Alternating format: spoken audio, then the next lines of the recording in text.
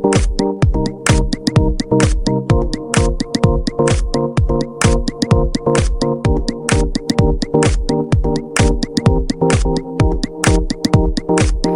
put the helmet on, there's these two straps right here.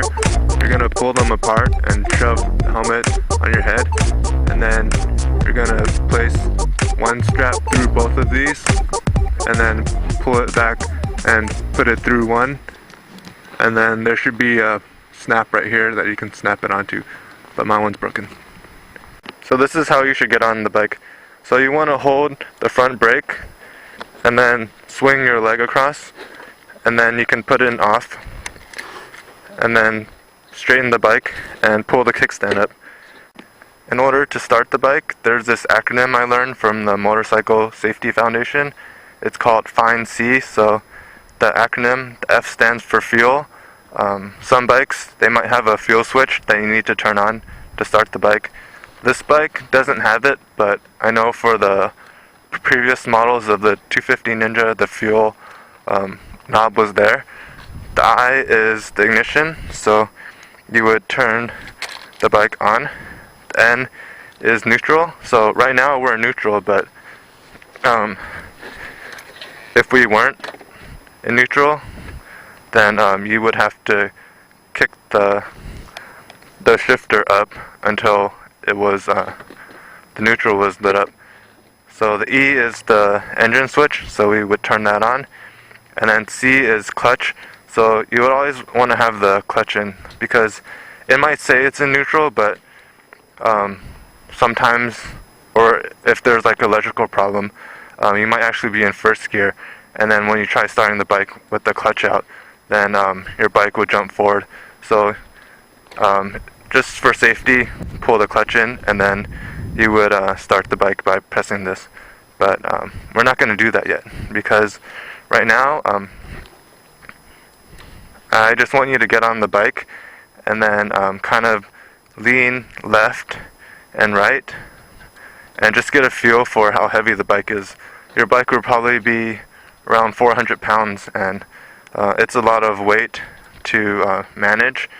And also kind of walk forward and just ease on the front brake, because if you slam on it, you'll probably go forward like that.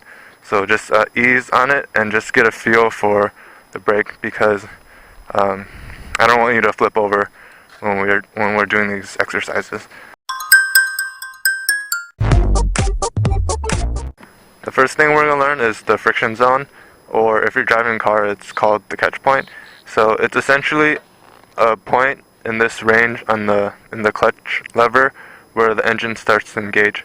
So as a visual, imagine this is the engine and this is your wheels and this is the clutch process. So when you push the clutch lever in, it's gonna separate these two, and when you release it, it brings them together. So when you start the bike, the engine always wants to go on, and or the engine wants to be running, and when you want to slowly release the clutch until it picks with the wheels and then they both move.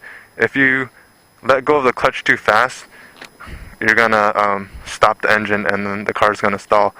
And if you're already going and they're both moving and then you decide to brake, you're also stopping the engine, so you're gonna stall that way too. So every time you stop, you wanna pull the clutch in, so these are separate.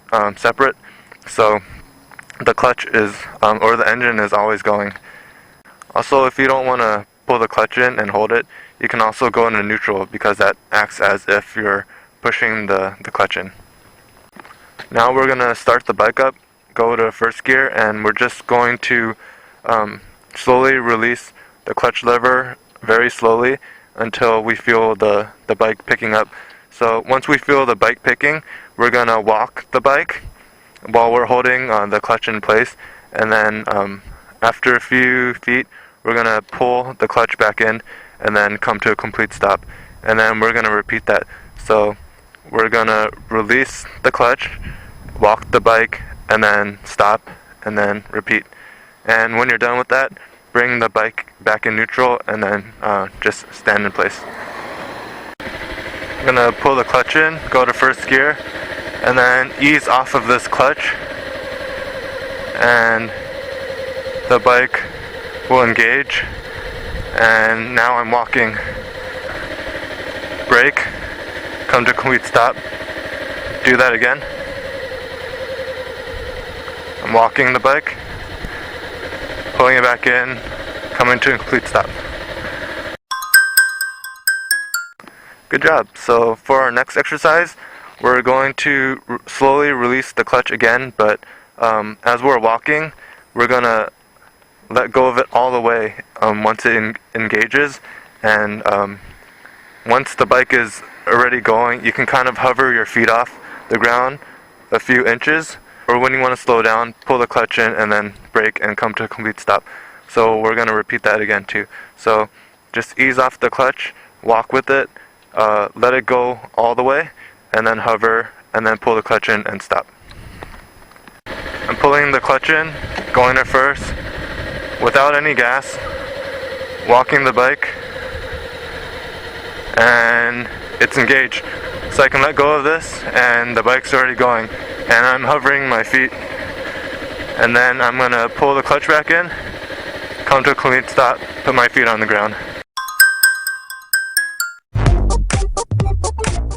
You might have noticed that it took a while to start the bike, so in order to go faster, we're going to add a bit of gas. Usually, people, they gas while releasing this at the same time, but I think it's easier if you're a beginner to do it in 4 steps.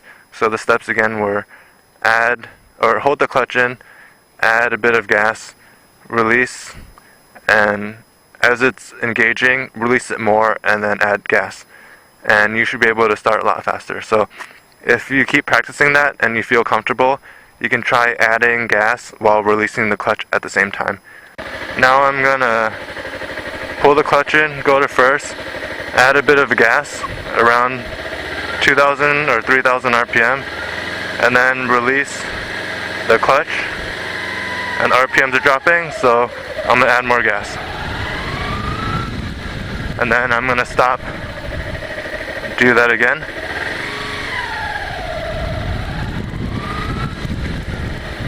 And then stop.